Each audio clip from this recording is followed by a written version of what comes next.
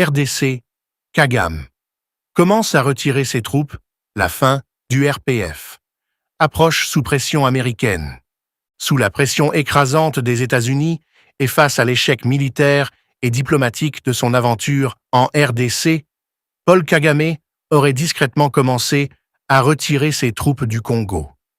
Les Rwandais du M23, qui occupaient les hauteurs de Sake et Karuba, font leur bagage sous le couvert de la nuit. Est-ce la fin du régime RPF, tel que nous le connaissons? Tshisekedi tient bon, la FARDC et les Wazalendo gardent le front, et l'Amérique exige des comptes. Voici une analyse qui révèle comment un dictateur, jadis intouchable, est aujourd'hui acculé à fuir.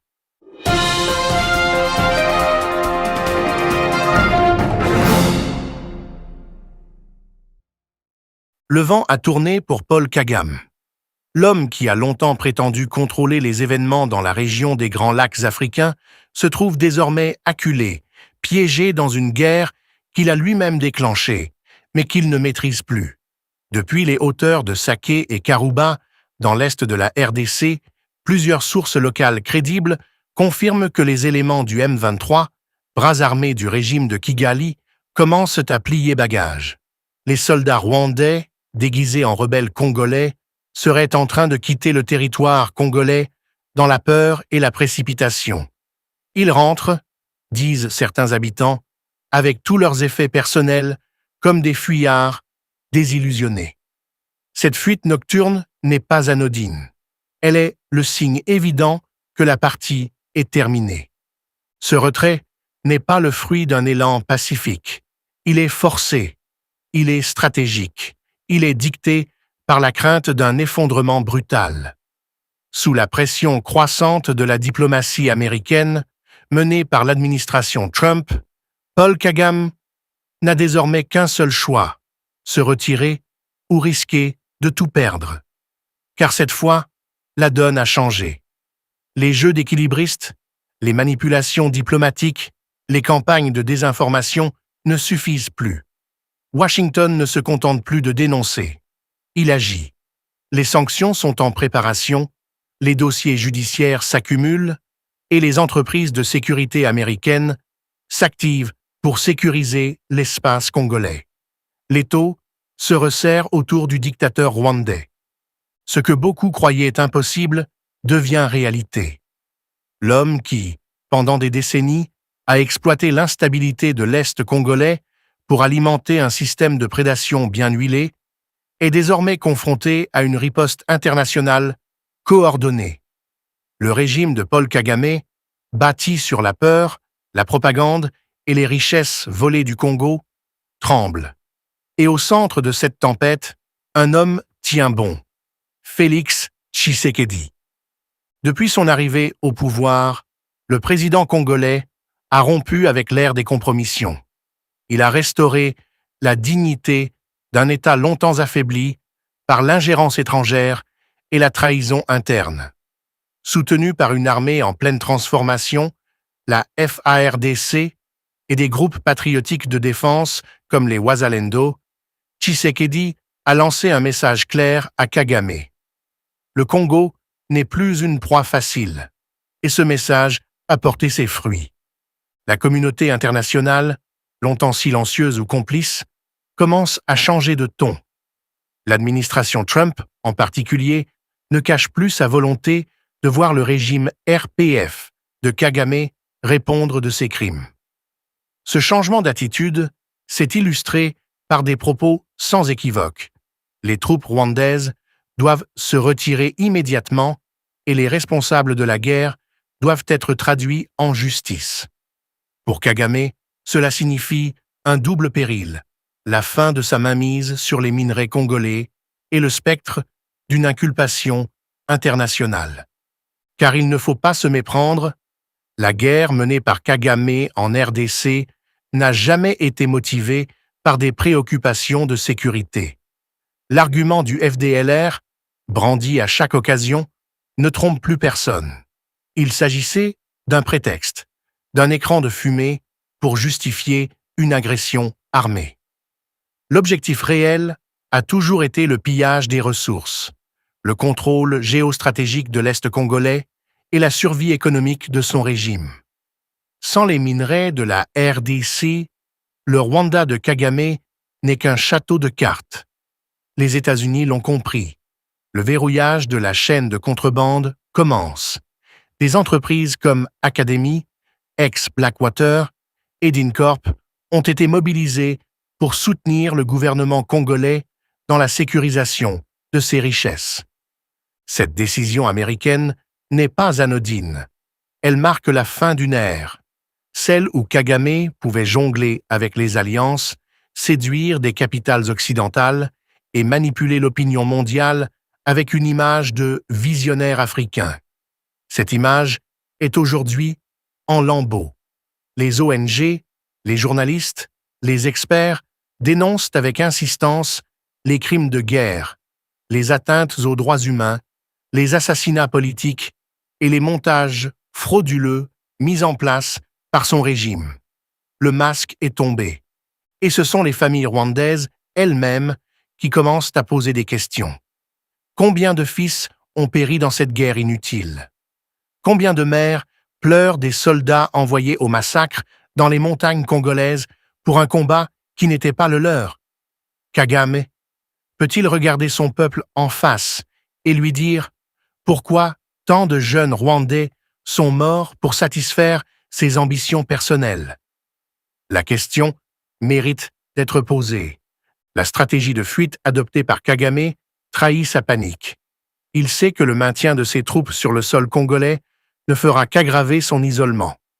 Il sait que chaque jour qui passe accroît le risque d'une opération militaire conjointe entre les FARDC, les Wazalendo et les forces de sécurité internationales. Il sait que le Congo d'aujourd'hui n'est plus celui d'hier. Et il sait surtout que le peuple congolais n'est plus dupe. Les Congolais ont compris que leur ennemi ne se cache plus derrière des uniformes rebelles, mais qu'il siège à Kigali. Mais même en admettant que Paul Kagame prétende aujourd'hui être malade, comme certains le rapportent, cela ne change rien à la donne. Vrai ou faux, cette manœuvre ne suffira pas à le soustraire à ses responsabilités. La communauté internationale attend des actes. Le peuple congolais attend la justice. Et l'histoire, elle, n'oubliera pas. L'excuse de la maladie, utilisée pour éviter la table des négociations, est une ruse pathétique. Kagame fuit ses responsabilités, il fuit les sanctions, il fuit la paix. Et pourtant, il n'a plus le choix. S'il refuse de signer un accord de paix contraignant, qui implique le retrait total et inconditionnel du RDF, il mettra en danger la stabilité même de son pouvoir. Car sans la guerre au Congo, son régime perd sa raison d'être. Sans les minerais congolais, son économie s'effondre, et sans le soutien des grandes puissances, il sera abandonné même par ses proches collaborateurs. Les précédents ne manquent pas. Kayumba Nyamwasa, Patrick Karegeya et tant d'autres en savent quelque chose. Tshisekedi, quant à lui, joue une partie serrée, mais juste. Il ne cède pas à la provocation. Il ne tombe pas dans le piège des manipulations. Il avance, avec détermination, dans la construction d'un Congo souverain. Son choix de la diplomatie, accompagné d'une préparation militaire solide, est une stratégie gagnante. Il sait que la paix durable ne peut être imposée sans rapport de force. Et ce rapport de force, il le construit avec les FARDC, les Wazalendo et les alliances régionales fondées sur le respect mutuel. Le message de Kinshasa est limpide. Si Paul Kagame ne retire pas immédiatement et totalement ses troupes, la RDC prendra les mesures nécessaires. Et cette fois, personne ne viendra au secours du dictateur. Ni Londres, ni Paris, ni même Tel Aviv. Le monde a changé. L'Afrique change. Et le Congo est en première ligne de ce changement. La peur a changé de camp. Les habitants de Goma, de Sake, de Bunagana, qui vivaient sous la terreur des M23, voient désormais un avenir. un avenir où leurs enfants ne seront plus utilisés comme boucliers humains, un avenir où leurs terres ne seront plus livrées à l'ennemi, un avenir où leur pays ne sera plus un terrain de jeu pour des puissances étrangères ou des tyrans régionaux. Paul Kagame doit comprendre que le moment est venu de quitter le Congo, de mettre fin à ses aventures impérialistes et de répondre de ses actes devant l'histoire. S'il persiste, il entraînera avec lui tout son régime dans la chute. La RDC ne reculera plus. Tshisekedi ne reculera plus. Et le peuple congolais est plus uni que jamais. Le recul du M23 et le retrait précipité du RDF du territoire congolais ne sont pas des gestes de bonne foi, mais bien des mouvements dictés par une situation de plus en plus intenable. À Kigali, les signes de panique sont visibles, même à travers les sourires forcés des porte-paroles du régime. Les fuites diplomatiques se multiplient. Des officiers supérieurs du RPF cherchent discrètement des voies de sortie. Des investisseurs étrangers reconsidèrent leur présence au Rwanda, conscients que le pays repose sur une architecture géopolitique en ruine. L'illusion de la stabilité entretenue pendant des années par Kagame s'effondre sous le poids des vérités longtemps étouffées.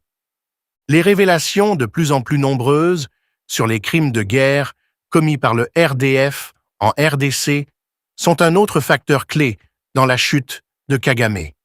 Des rapports accablants des Nations Unies, d'ONG indépendantes et de journalistes courageux pointent une responsabilité directe du régime de Kigali dans des massacres de civils, des viols massifs, des pillages systématiques et des déplacements forcés de population. Et pour la première fois, ces documents ne sont plus relégués aux oubliettes. Washington les prend au sérieux.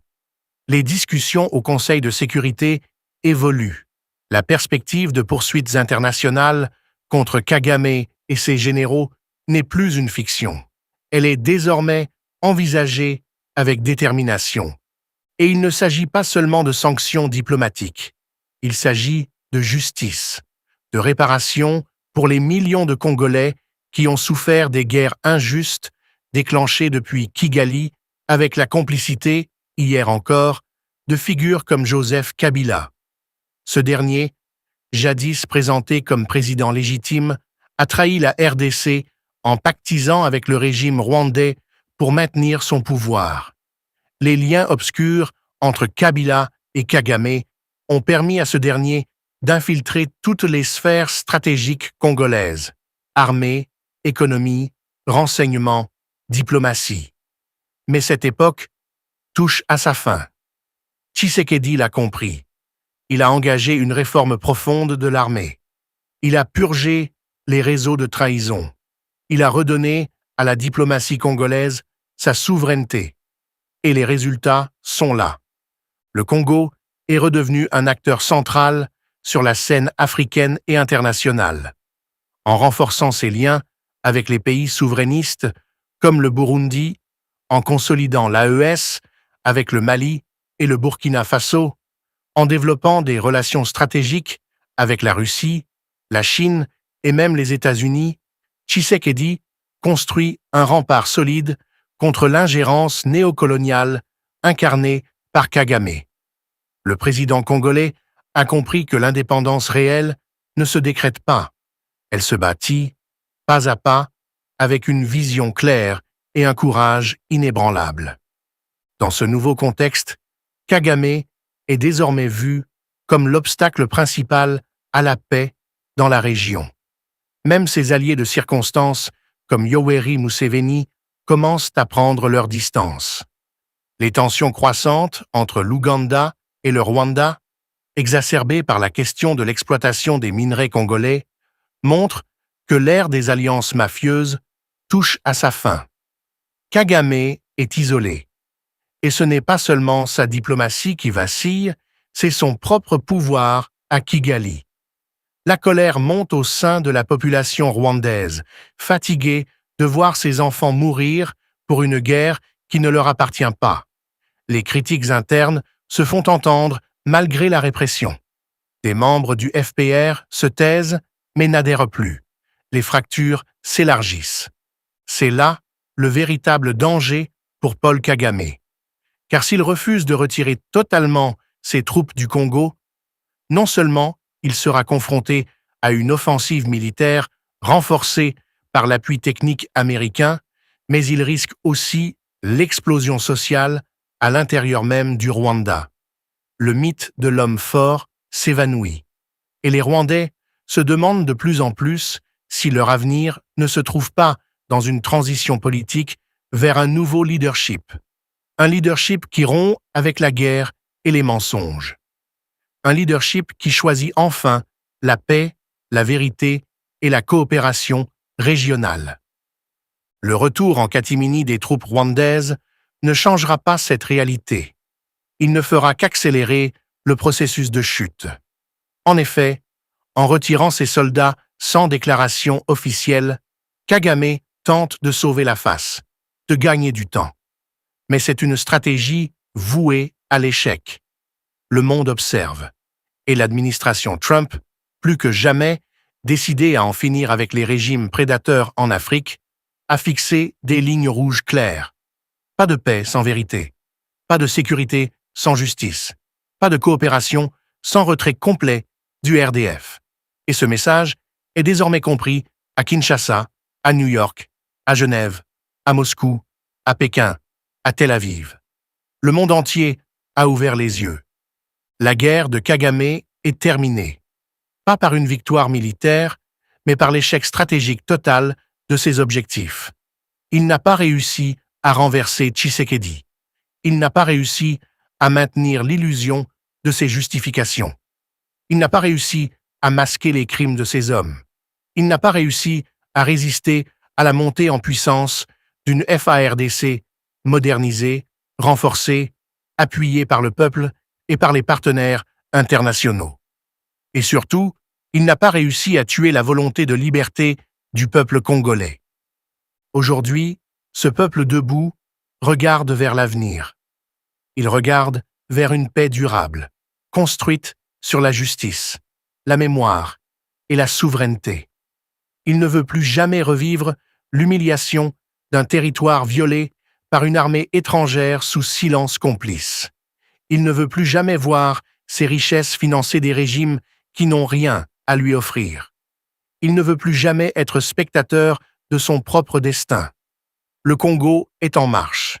Et rien, ni Kagame, ni Kabila, ni le M23, ni le RPF ne pourra l'arrêter. En conclusion, Kagame n'a plus d'autre choix que de retirer tous ses soldats du sol congolais. Ce n'est plus une option, c'est une nécessité existentielle. Car chaque jour, de plus passé en RDC, par ses troupes, rapproche son régime de la chute. Chaque jour de plus est un jour de trop. Et Tshisekedi, soutenu par la FARDC et les Wazalendo, veillera à ce que cette guerre soit la dernière que le Congo subisse. Le compte à rebours a commencé.